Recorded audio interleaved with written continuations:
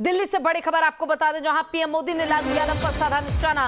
PM Modi ने बिना नाम लिए लालू प्रसाद यादव पर तंज कसा है। पूर्व रेल मंत्री ने नौकरी के बदले लिखवा ली थी जमीन। पहले नौकरी के बदले ली जाती थी कट मनी। कुछ राजनीतिक दल नौकरियों के लिए रेड कार्ड तैयार करते हैं।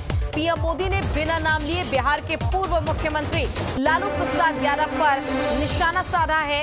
इस दौरान पीएम ने कहा कि कुछ राजनीतिक दल नौकरियों के लिए रेड कार्ड तैयार करते हैं। एक तरफ वंशवादी पार्टियां हैं, वहीं दूसरी तरफ भारत के युवाओं के भविष्य को सुरक्षित करने की दिशा में हमारी सरकार काम कर रही है। हम आपके सपनों को, आकांक्षाओं के लिए काम कर रहे हैं। तो इस वक्त की बड़ी और अहम जानकारी हम आपको दे रहे हैं, जहां प्रधानमंत्री नरेंद्र मोदी ने लालू प्रसाद यादव पर बिना उनका नाम लिए तंज कसा है। उन्होंने साफ कहा कि कुछ लोग नौकरी बदले जमीन लिखवा लेते हैं, लेकिन हम सिर्फ और सिर्फ युवाओं के भविष्य के लिए और आपके आकांक्षाओं के लिए दिन और रात मेहनत करके हर एक कोशिश जो अब तक हो सकती है वो सरकार कर रही है, ताकि युवा जो है उनका भविष्य बेहतर हो और आने वाले समय में भारत का भविष्य उज्जवल हो, क्योंकि यही वो युवा हैं जो आने वाले समय में देश के, भारत के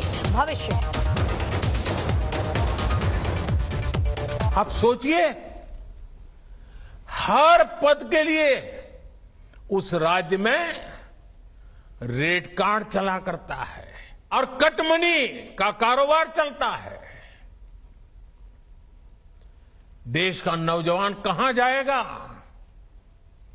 ये स्वार्थी राजनीतिक दल जॉब्स के लिए रेड कार्ड बनाते हैं।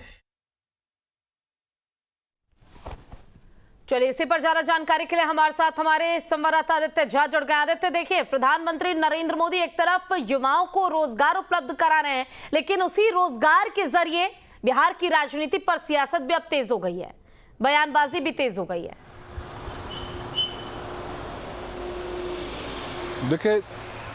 देखिए पूजा, जिस तरीके से नरेंद्र मोदी ने एक बार निशाना लालू प्रसाद यादव पर साधा है और उन्होंने आज जो रोजगार मेला का आयोजन किया गया था, जिसमें 70,000 युवाओं को, जिनको सरकारी नौकरी मिली थी, उनको नियुक्ति पत्र बांटा गया है। वीडियो कॉन्फ्रेंसिंग के जरिए तमाम देश के अनेक राज्यों के युवाओं को इस माध्यम से रोजगार नियुक्ति पत्र बांटा गया था। उसमें उनके निशाने पर लालू प्रसाद यादव आए, क्योंकि आपको याद होगा कि बिहार में जिस तरीके से नरेंद्र मोदी की सरकार पर निशाना साध रहे तेजस्वी यादव हों या नीतीश कुमार हों, कल भी जब बिहार सरकार की तरफ से नियुक्ति पत्र वितरण समारोह था तो केंद्र सरकार निशाने पर थी और केंद्र सरकार पर आरोप लगाया गया था कि केंद्र सरकार रोजगार देने में विफल रही है। उसी का ये जवाब है। और जिस तरीके से नरेंद्र मोदी ने लालू प्रसाद पर निशाना साधते हुए कहा है कि एक समय था कि रेलवे में नौकरी के बदले में जमीन लिखाई जाती थी, जमीन के बदले नौकरी दी जाती थी, तो सीधा ये आरोप है लालू परिवार पर प्रधानमंत्री नरेंद्र मोदी ने तंज कसा है। इसको दूसरे रूप में राजीव झा आरजेडी प्रवक्ता हमारे साथ जुड़ गए हैं। राजीव जी, आपका बहुत बहुत स्वागत है न्यूज स्टेट बिहार झारखंड पर।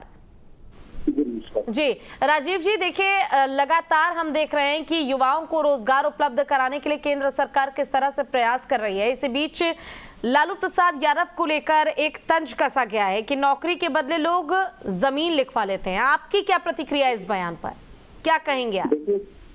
देखिए प्रधानमंत्री जी 2024 से अपनी हार से बौखला गए। देश के वो प्रधानमंत्री हैं जिसका वो जिक्र कर रहे हैं, ये अंडर कोर्ट है, कोर्ट में इसकी केस चल रही है, अभी तक इसका जजमेंट नहीं आया है। और देश का एक प्रधानमंत्री ऐसे ऐसे टॉपिक पे जो कोर्ट में चल रही है जुडिशरी मामले, उस पर टिप्पणी कर रहे हैं। इससे आप समझ सकते हैं कि प्रधानमंत्री कितने डरे हुए हैं, कितने सहमे हुए हैं। प्रधानमंत्री जी जानते हैं कि उनके रथ को अगर कोई रोक सकता है तो वो राष्ट्रीय जनता दल के राष्ट्रीय अध्यक्ष माननीय लालू प्रसाद यादव जी है। इसीलिए उन्होंने इस तरीके का टिप्पणी दिए हैं। बिहार या देश की जनता जानती है उनको। जब अभी इलेक्शन का जब बैक काउंटिंग चालू हो गया है, तब वो नियुक्ति पत्र बांट रहे हैं, अभी उनको युवा याद आ रहा है। ठीक है, आशुतोष झा जी भी हमारे साथ जुड़ गए हैं, बीजेपी प्रवक्ता है। आशुतोष जी, बहुत बहुत स्वागत है आपका न्यूज स्टेट बिहार झारखंड पर। जी, आशुतोष जी, आपने राजीव जी को सुना होगा, जिन्होंने कहा कि बीजेपी डर गई है, इसलिए अब नियुक्ति पत्र जो है एंड मूवमेंट पे आप बांट रहे हैं और इस तरह का तंज आप कस रहे हैं आरजेडी को लेकर, लालू प्रसाद यादव को लेकर बीजेपी। अब देखिए पूजा जी, 90 के अंदर जब लालू प्रसाद यादव बिहार के मुख्यमंत्री बने और 97 में जब वो जेल गए, तो 97 के बाद से लेकर के 2023 तक लालू प्रसाद यादव जेल और बेल के चक्कर में ही फंसे हुए हैं। जेल कोई व्यक्ति क्यों जाता है और जेल जब जाता है तो बेल के लिए आवेदन क्यों करता है, इस बात को आप भी समझते हैं। लालू प्रसाद यादव ने जिस तरीके से बिहार की राजनीति के साथ धोखा किया, जातीय वैमनस्य पैदा किया और जाति की गुलबंदी करके बिहार के सामाजिक ताने बाने को गंदा करने का काम किया, बिहार की जनता ने पूरी तरीके से बिहार की राजनीति से उसको बेदखल कर दिया। और जहां तक प्रधानमंत्री की बात है, तो प्रधानमंत्री ने क्या कहा? प्रधानमंत्री ने कहा कि पहले लोग रोजगार के बदले जमीन लिखवा लेते थे। यह तो स्थापित सत्य है कि रोजगार के बदले जमीन लिखवा लिया गया और 150 करोड़ का फ्लैट तेजस्वी यादव का दिल्ली के अंदर है। आप पटना के अंदर देखेंगे 22-23 फ्लैट लालू प्रसाद यादव के परिवार के अंतर्गत आता है।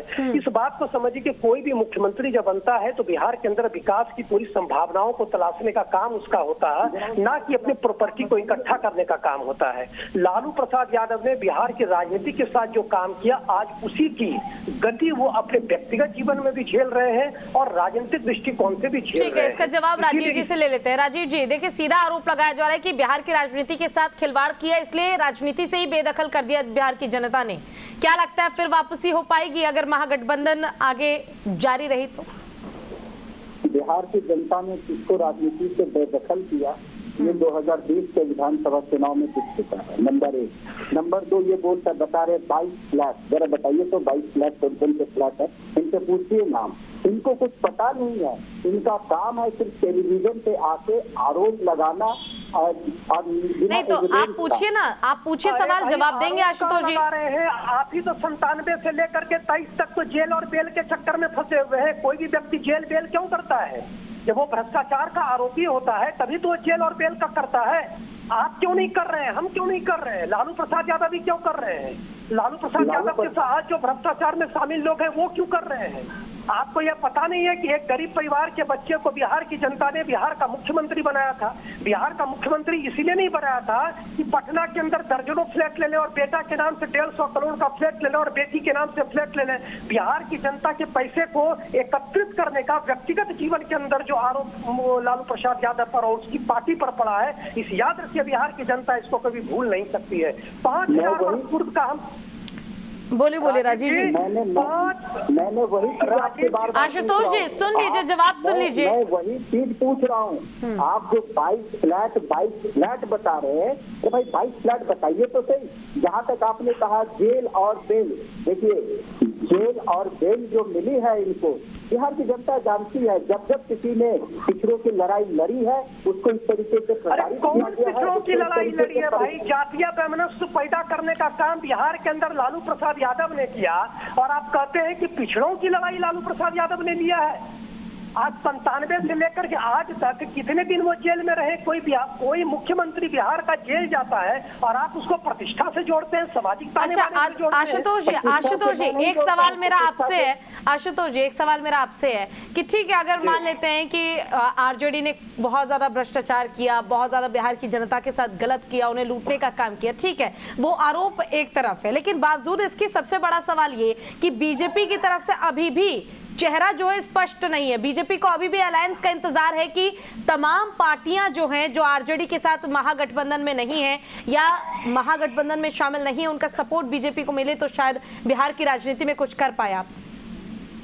देखिए, जहां तक पूजा जी चेहरे की बात है, तो आप केंद्रीय स्तर पर यदि चेहरे की बात करते हैं तो भारत के पास एक मजबूत प्रधानमंत्री के तौर पर नरेंद्र मोदी है, जिसके विपक्ष के अंदर कोई उसकी तुलना नहीं की जा सकती है। नहीं, अगर हम बिहार की बात करें आशुतोष जी, केंद्र की तो बात ठीक है।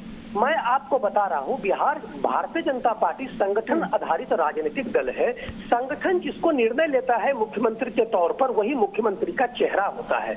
और निश्चित तौर पर जो भारतीय जनता पार्टी है उस संगठन के आधार पर ही निर्णय लेती है। और भारतीय जनता पार्टी का जो संगठन है एक एक व्यक्ति के जीवन से जुड़ा हुआ संगठन है। इसीलिए कल बिहार के अंदर चुनाव होते हैं और बिहार के अंदर मुख्यमंत्री की बात होती है, तो जो संगठन निर्णय लेगा वो व्यक्ति मुख्यमंत्री। अच्छा आशुतोष जी ये भी बताइए कि आखिर बिना नाम लिए क्यों? अगर आपको स्पष्ट है कि ठीक है बिहार के लोगों के साथ गलत हुआ, भ्रष्टाचार हुआ, तो बिना नाम लिए क्यों? आप तो साफ क्लियर बोल सकते हैं।